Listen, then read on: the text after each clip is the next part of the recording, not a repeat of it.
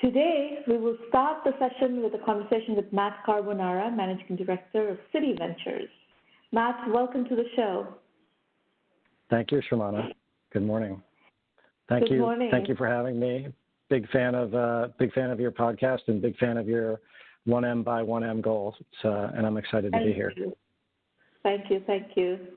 So let's start by introducing our audience to you as well as what's happening at Citi Ventures. How are you positioning the fund, etc.? Absolutely. So maybe let me just start a little bit with Citi Ventures, and then I can double click on my background as well. So at Citi Ventures, we invest in category-defining startups that can have the potential to augment and enhance Citi's products and the services that we offer to our clients. So we've invested in we have a portfolio of approximately 50 companies in our portfolio today. We've invested in 80 companies over the history of the fund since the early 2010 is when it got started. We have 14 investment professionals. We have 8 here in Silicon Valley that go between Palo Alto and San Francisco. We have 3 in New York. We have 2 in Tel Aviv, Israel, and 1 in London. And essentially the way we operate is we work closely with our operating colleagues, the business and technology experts inside of Citi, to try to understand the gaps that they have between what they have today and what they would like to have 12, 24, 36, 48 months out. And then what we do is we spend time meeting startups in the landscape, in the ecosystem of those different areas, and try to identify what we think are going to be the market-leading and category-defining startups that are bringing that innovation to market. And then we bridge those companies into Citi in order to help accelerate the adoption of new business models and new technologies in Citi and get Citi to innovate faster. We do this across a number of areas that I can speak to, really think we sit inside the Chief Innovation Officers organization. So definitely one of our goals is helping Citi innovate faster by investing in these companies that really solve problems that Citi has, and then bridging them into Citi and accelerating Citi's adoption of those technologies, or even maybe getting Citi introduced to technology it didn't even know, or a company it didn't even know existed, and then getting it to adopt that technology.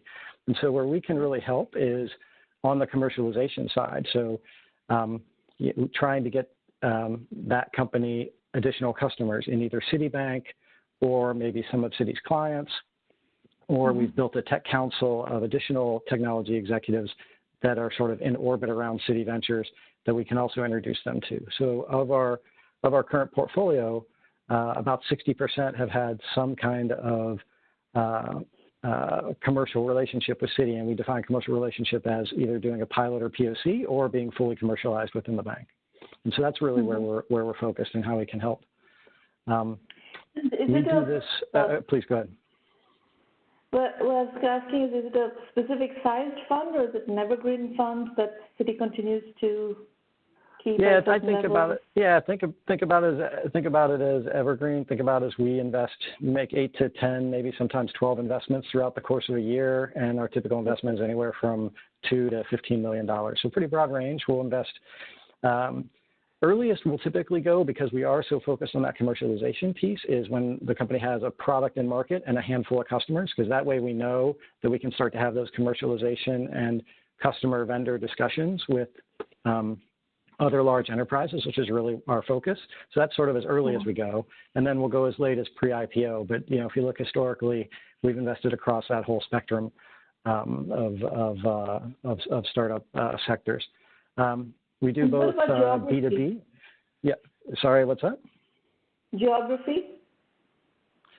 Geography, we will pretty broad. We have done a lot of deals in the U.S., Israel, Europe. We're currently looking at investments in Latin America. We've done investments also in Singapore and India as well. So we're constantly looking to expand. We know innovation is not restricted to one geography. We think it happens everywhere. And so historically, I would say U.S., Israel, Europe, increasingly looking at other geographies like Latin America, Singapore, and India, and other parts of Southeast Asia. Okay. And you were saying about B2B versus B2C. What's the split, and how do you? Yeah, it's a good question. We do both. It's interesting because Citi serves both. We have a retail bank or a consumer bank that serves consumers, so we'll invest in B2C technologies that sort of are disrupting or helping in think about innovation in that area. And then we serve we probably bank, a large percentage of the global 5,000. And so we serve a lot of institutions as well. So we'll do B2B, and we really do this across 5 key areas. Think about one of the big buckets that covers a couple of those 5 areas as banking and sort of finance focus. So that's where Citi could be, a partner, a go-to-market partner, maybe a customer, co-brand, co-sell a product. And so those areas like fintech and financial services, trying to identify the emerging trends, new models in banking and financial services. The second bucket there is commerce and payments. So uncovering better ways to engage consumers by providing innovative offers and leveraging new payment rails and payment infrastructure. A newer area that we've added there, it's not sort of, we haven't officially added it to our website, but we are spending time around prop tech or property technology as well, because we really see a lot of disruption, a lot of innovating things happening there. The other sort of broad practice, and where I actually spend more of my time, is on the enterprise side. So think about Citi as a consumer of technology in order to enhance the products and services that we offer. So these are areas like cybersecurity, cloud, developer tools, other areas of traditional enterprise IT, so solving for those next generation security threats. We have 40-some thousand developers inside of Citi. How do we help make them more effective and able to deliver applications more rapidly and more efficiently and effectively to our customers? Second bucket there would be data and analytics and machine learning. There's obviously a lot that can be gained from using data Citi has to enhance customer experience, offer better services to its customers. And then third is customer experience and marketing. So, how can we improve that customer experience? Things around how do you improve the contact center or call center experience? How do you improve the online digital experience for our customers? So those are all areas where we've invested. And more recently, we've started to add and look at areas like RPA or automation, like how can we automate processes in the bank, again, with the thought of how do we become more responsive to our customers and how do we offer a more efficient and more effective customer experience. Okay, there's a lot of stuff that you said here that we can double click down on. Let me start with the first question, which is, can you talk us through a case study of a company that you've invested in that actually found significant go-to-market leverage through the Citi customer base? It's a good question. So there's a company that we're invested in called HighRadius that has partnered with Citi. And essentially what HighRadius does is it helps, it does factoring and I'll say uses algorithms to match up payables and receivables for a company and the company's partners. And so that's an area where it's sort of helping manage cash for companies, and that's one where we're partnered and we're sort of selling that product together in the market. We also... Can I just ask one follow-up question to that one? When you do that, when Citi is co-selling an investee company's product, what are the terms? Is Citi taking a percentage of the sales?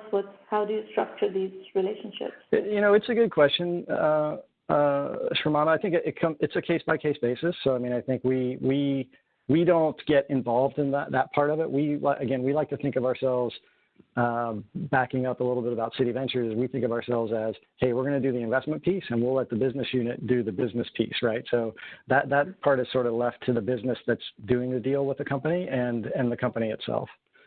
Okay, fair enough. Let's go to the other categories that you've talked about where there is a relationship from that the company gets to leverage within the business. So talk about some more examples of different areas where you're investing, where the company has found a path into Citi as a channel, Citi as a customer, Citi as a partner. Yeah, absolutely. So one company that we're investing in is a company called PinDrop. And what PinDrop does is it reduces voice fraud. So if somebody's calling into your contact center and is claiming to be, John Smith calling from Nebraska, but they're really somebody else calling from somewhere in a foreign country, and it's sort of, think of it as some form of voice fraud. They can detect that by looking at the quality of the line. They can actually track where that call is coming from to some extent, whether it's what networks it's traveling over, and that helps reduce fraud for us. And so that's an example of a company where we've invested in it. Citi became a customer. It's had savings for Citi on a reduction of fraud side, and then Citi, then they've gone on to get a bunch of other customers and become a successful company. Cool. A number of companies in the cybersecurity space that have also sort of followed that type of engagement with Citi. So. Okay, and if you kind of play out the value chain, the next natural question is: have any of your companies exited into Citi? None have, actually, that I'm aware of. We tend not to. I would never say it will never happen, but that hasn't been what we've done in the past. It's really, we've seen them acquired by other companies, but not necessarily by Citi. Again, we think that piece is sort of independent of what our team does, and we're happy to sort of provide an overview and a landscape of that space and sort of track all the trends in that space and provide that to the business. But that sort of activity would be driven by the business. But historically, I can't think of any that have been acquired by Citi in the last 10 years. Interesting. That's a very interesting data point, because we are, as you know, we track the industry very, very extensively and broadly, but we focus primarily on the technology sector. And there are certain parts of the technology sector where there is a lot of, exits into a particular platform through which the companies going to market happening right now. And my forecast actually is there's going to be more of that. So we'll see how that plays out. But especially if you look at the platform as a service area, where we have a major coverage right now. There's a lot of companies building on a particular PaaS platform and then getting acquired by the platform vendor. The biggest, of course, recently is Velocity, but being acquired for $1.3 billion by Salesforce. Salesforce Ventures was an investor in that, and so on and so forth. This is, I think, becoming a bit of a trend. Yeah, it's very true. I guess I think about on the technology side, where I think it doesn't make sense for somebody that's a customer of a technology company to necessarily acquire companies. But certainly on the go-to-market side, it could make more sense, because then it's incremental to your revenue base. So I agree with you that is definitely a trend we'll see more of. Just broadening a little bit of the line of questioning, could you talk a bit about what your analysis of the fintech market is right now, and where are the key opportunities? Yeah, we see, so it's not an area that I focus on, so I'll qualify my perspective with that. But what I would say is what we see is payments moving into different parts of the ecosystem is certainly one trend that we're following. So you can think about verticalized SaaS companies with an element of payments becoming part of those SaaS companies, and the payment stream becoming part of that. So, for example, we're investors in a company called Honeybook out of Israel that basically helps manage the sort of the RFP and invoicing process for creative people. So, for example, I'm like a photographer or a wedding planner or an event planner. And you and I are going back and forth over all the details and getting sort of that work bid, work order done. They charge a monthly subscription fee for that person that runs that business to help more easily manage that process with each of their customers. But then the payments also run through that platform as well, and they get a toll on all the payments. So we see a lot of verticalized SaaS where payments are becoming a piece of that. So that's certainly one trend that we continue to see, and I think we do see payments becoming distributed and closer to the edge, we see payments becoming smaller. We see payments becoming faster, and less of a sort of a centralized payment system, right? So that's one. What are some other things? Other trends we're tracking? We're looking at things like machine-to-machine payments. So maybe I'll tell you about two investments that we've made, and it will give you a sense how we think about some of these things. So one, there's a company that we invested in that's running out of Canada called Trulioo, Trulioo, and they do what is a reasonably traditional type of thing that a bank must do called KYC or KYB. So know your customer, know your business. So if I'm going to do business with somebody as a bank, I need to know who you are to know that you are who you claim to be and that you're not maybe somebody with bad intentions, potentially laundering money, criminal money or something like that. So there's this onboarding process around, hey, you have to give me some documents to prove who you are, and I need to go validate that you are who you say you are. So that's an area we continue to see innovation around identity and this concept of validating who your customer is. We recently invested in a company called Car IQ that does that for machines. And where they're focused initially is on the automobile. So if you think about an automobile, as we all know, is becoming less and less of an owned resource and more of a shared resource. And so maybe one day most of us won't own cars. My guess is most millennials maybe don't own cars. They borrow the car or use a car, and eventually these cars may not even have drivers as we get to full autonomy. And so if you get to that point where a car doesn't have a driver, and the fleet owner still wants to get it serviced, you may get to the point where you will get to that point where the car actually needs to make a payment. So the car goes through a toll, the car goes to a shop, or is on the street and somebody comes in and replaces the battery because it needs a new battery, but there is nobody in the car. So how do you get the vehicle itself to actually make a payment? Well, to do that, just like with any other payment, you need to validate, okay, who am I doing this transaction with a very high degree of confidence to avoid fraud. And so that's what this company Car IQ does, is they fingerprint the vehicle to be able to tell you with a high degree of confidence that it is the vehicle that it claims to be. Yeah. Now, when you look, I'm sure this conversation happens inside Citi. When you look at what does the next decade look like for Citi? What is the vision? What is the bank of the mid-21st century bank look like, and what role is technology playing in that? Yeah, look, I think it's a focus on innovating faster. It's a focus on providing to our customers and our clients what they need. It's a focus on showing up in all the places that banking happens. And as I said, I think banking and transactions are happening less and less. People coming into their branch or people going to their bank to do the transactions, those transactions are happening in other places. And I think we want to make sure we're in those places where that's happening so we can have those relationships with our customers and continue to provide good services. So I think that's really sort of where things are going. I mean, I'm not as close to a lot of those discussions around what our clients are looking for in those areas, but those are some of the trends that I see and I hear from my colleagues.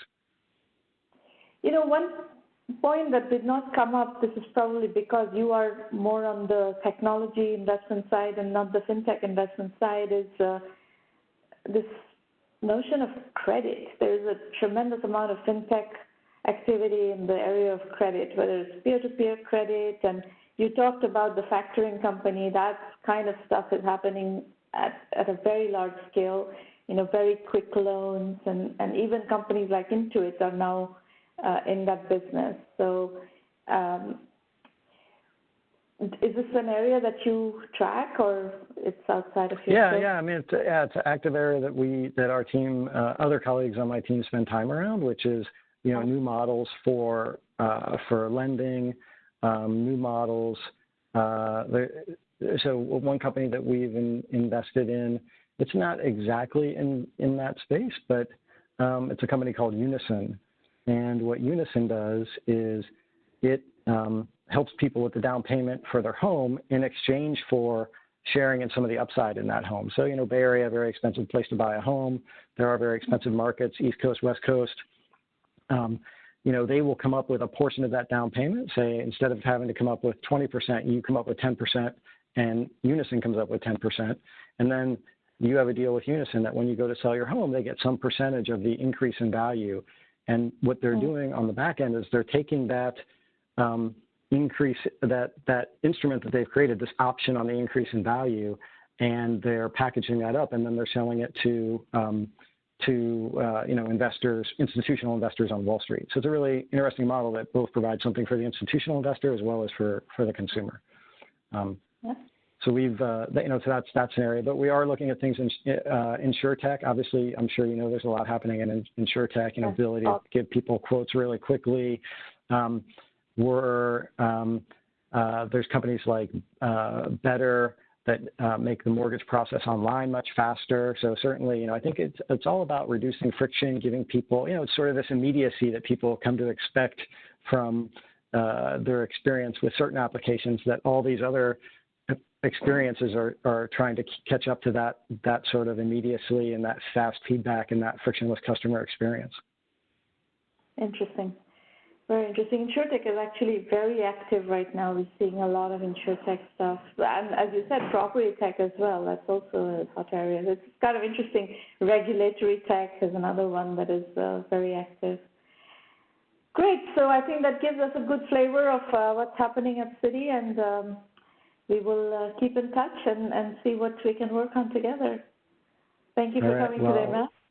Yeah, thanks, Shraman. I really appreciate the opportunity, and excited to see the podcast increase and see the 1M goal achieved. Thank you. Be safe. Stay safe, everybody. All right. You too, yes. Stay healthy. Wash your hands. Yes. Thanks, Shraman.